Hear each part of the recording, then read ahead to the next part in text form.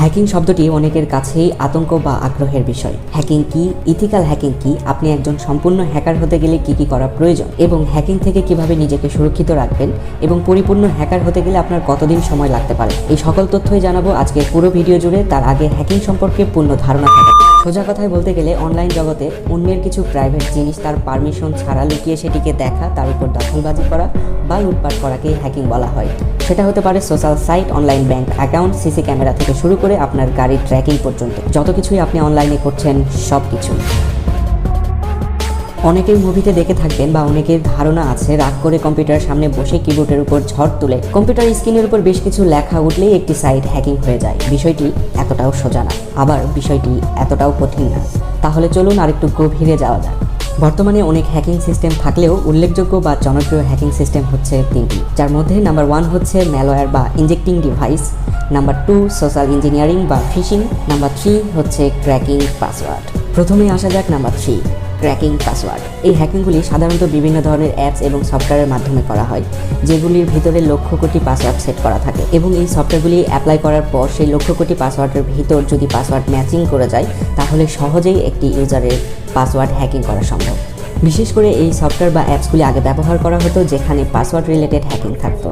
এটি একসময় খুব জনপ্রিয় হ্যাকিং সাইট বা হ্যাকিং মাধ্যম বলে মনে করা হতো, কারণ আগে আমরা কোথাও পাসওয়ার্ড দেওয়ার আগে কোনো ধরনের হার্ড পাসওয়ার্ড ইউজ করতাম না, যার ফলে সহজেই এই অ্যাপস বা সফটওয়্যারের মাধ্যমে আপনার পাসওয়ার্ডকে নিমিষেই ভেঙে ফেলা সম্ভব হতো। তবে ডিজিটাল যুগে এখন প্রায় সকলেই জানে পাসওয়ার্ডজনিত বিষয়গুলি অনেক হার্ড দিতে হয়, অর্থাৎ আগে মাথা না ঘামালেও এখন পাসওয়ার্ড দেওয়ার সময় সকলেই সেটি চিন্তাভাবনা করেই দেয়। এর জন্য আগে একসময় জনপ্রিয় থাকলেও এখন এই ধরনের অ্যাপস বা সফটওয়্যারগুলি তেমন কাজ করে না। এই ধরনের হ্যাকার হতে গেলে আপনাকে কোনো উচ্চশিক্ষিত হতে হবে না, কোনো কোডিং জানতে হবে না বা কোনো মাথা ঘামাতে হবে না। শুধুমাত্র সফটওয়্যার এবং কিছু সফটওয়্যারের টিউটোরিয়াল দেখলেই এই ধরনের হ্যাকার হওয়া সম্ভব। এই ধরনের হ্যাকার হতে গেলে আপনাকে 2-4 বছর পরিশ্রম করতে হবে না, 2-4 দিন পরিশ্রম করলেই যথেষ্ট।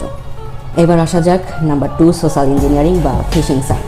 এই ধরনের হ্যাক করতে গেলে অবশ্যই আপনাকে অল্প পরিমাণ হলেও ওয়েব ডেভেলপার এবং কোডিংয়ের খেলা জানতে হবে, কারণ যে সকল সাইট থেকে আপনাকে হ্যাক করে নিয়ে আসা হবে হুবহু ওইরকম একটা ওয়েবসাইট বা হুবহু ওইরকম একটা পেজ তাদের ডেভেলপ করতে হয়। ভুলক্রমে আপনি যদি সেই লিঙ্কে ক্লিক করেন আপনার মূল্যবান অ্যাকাউন্টটি চলে যাবে তাদের হাতে। মনে করেন আপনি ফেসবুক ব্যবহার করছেন, এমন সময় আপনার সামনে একটি নিউজ আসলো। এমন কিছু নিউজ থাকে যেগুলি দেখার পর মাথা অনেকটাই কাজ করে না, শুধুমাত্র জানার ইচ্ছে থাকে কি হয়েছে। যেমন হতে পারে হলিউড কিং বাদশাহ শাহরুখ খান আর নেই, কোনো নায়ক নায়িকার গোপন ছবি ফাঁস হয়েছে, বা 5 লক্ষ টাকার বাইক পাচ্ছেন 1 লক্ষ টাকায়। এই ধরনের নিউজ দেখে সাধারণত আমরা সকলেই ক্লিক করি। যারা এই ধরনের সাইট তৈরি করে বা কাউকে টার্গেট করে অনেকদিন ধরেই তারা ওই পার্সনকে জাজ করে যে তার আগ্রহটা আসলে কিসের উপরে। ঠিক ওই রিলেটেড নিউজগুলি আপনার সামনে শো করাবে। ঠিক হুবহু ওই রকম একটি পেজ বা ফেসবুকে লগ ইন করতে বলবে এবং আপনি সেখানে লগ ইন করলেই আপনার পুরো পাসওয়ার্ড বা আপনার পুরো অ্যাকাউন্টটি চলে যাবে হ্যাকারের হাতে। এই ধরনের হ্যাকিং থেকে নিজেকে সুরক্ষিত রাখতে অবশ্যই শুধুমাত্র কিছু ভেরিফাইড পেজ থেকে আপনি নিউজগুলি দেখবেন, অথবা কিছু ভেরিফাইড পেজেই শুধুমাত্র লাইক ফলো করে রাখবেন। আর এই ধরনের হ্যাকার হতে গেলে আপনি 1 মাস থেকে 1 বছরের ভিতর খুব ভালো মানের জ্ঞান অর্জন করতে পারবেন। তবে আপনি যদি কৌশল এবং টেকনিক অবলম্বন করতে পারেন এই হ্যাকিং দিয়েও অন্য লেভেলে হ্যাকিং পর্যন্ত করা সম্ভব। এবার আসা যাক নাম্বার 1, হ্যাকিং সিস্টেম ম্যালওয়্যার বা ইনজেক্টিং ডিভাইস। এই ধরনের হ্যাকার বা হ্যাকিং দুটাই প্রো লেভেলের হয়ে থাকে, কারণ এদের সাইট ডেভেলপিং থেকে শুরু করে কোডিং, নেটওয়ার্কিং এবং নিজস্ব বুদ্ধিমত্তার অনেক প্রয়োজন হয়। এছাড়াও কিছু ডিভাইস, কিছু ভাইরাস থেকে শুরু করে সবকিছুই ডেভেলপ করতে পারে তারা নিজেরাই। এখানে নিজস্ব বুদ্ধিমত্তা এবং কৌশল দিয়ে অদম্য দক্ষতা এবং কোডিং, নেটওয়ার্কিং এর মাধ্যমে আপনার ক্ষুদ্র ক্ষুদ্র ভুলকে কাজে লাগিয়ে তারা হাসিল করে নিতে পারে আপনার সবকিছু। বাংলায় যাকে বলা হয় সুই হয়ে ঢুকে ফাল হয়ে বের হওয়া, ঠিক যেমন হয়েছিল বাংলাদেশ ব্যাংকের সঙ্গে। প্রথমে কয়েকজনকে কৌশলে মেইল পাঠানো হয় চাকরি চেয়ে এবং কেউ একজন সেই মেইলটিকে ডাউনলোড করে এবং আস্তে আস্তে বাংলাদেশ ব্যাংকের সকল পিসি প্রিন্টারের আয়ত্ত নিয়ে নেয় হ্যাকাররা। এবং আমরা কম বেশি সকলেই সেই নিউজটা দেখেছি, হিউজ পরিমাণ একটি অ্যামাউন্ট বাংলাদেশ ব্যাংক রিজার্ভ থেকে লুট করা হয় হ্যাকিং এর মাধ্যমে।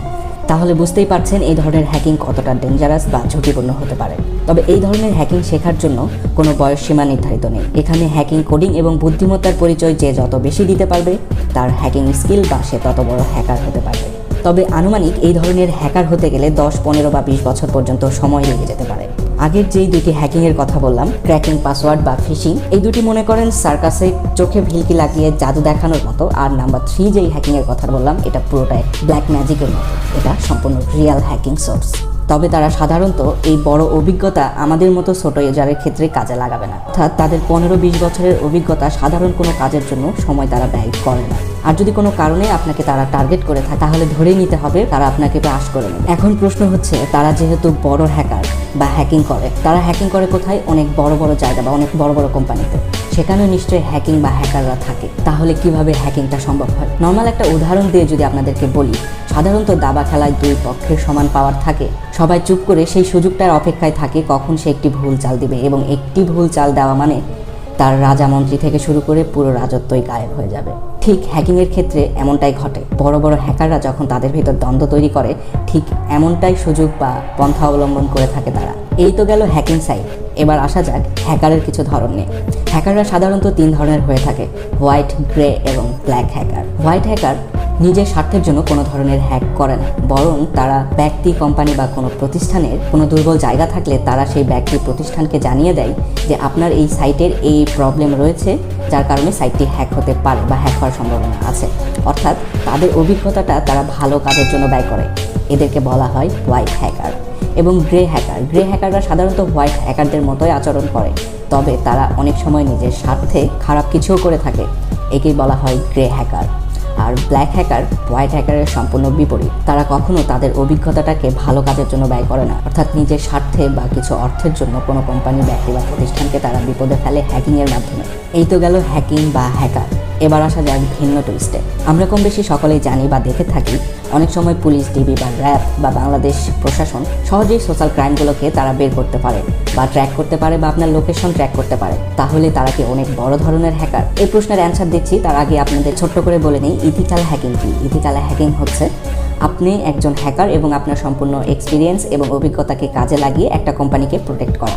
অর্থাৎ আপনি একজন হ্যাকার, আপনি জানেন কি কি পন্থা অবলম্বন করে হ্যাক করা সম্ভব, এবং এই সকল হ্যাক থেকে আপনি কোনো ব্যক্তি, প্রতিষ্ঠান বা কোনো দেশকে সেবা দিচ্ছেন। অর্থাৎ আপনি একজন ইথিক্যাল হ্যাকার। এবার আসা যাক পূর্ব প্রসঙ্গে।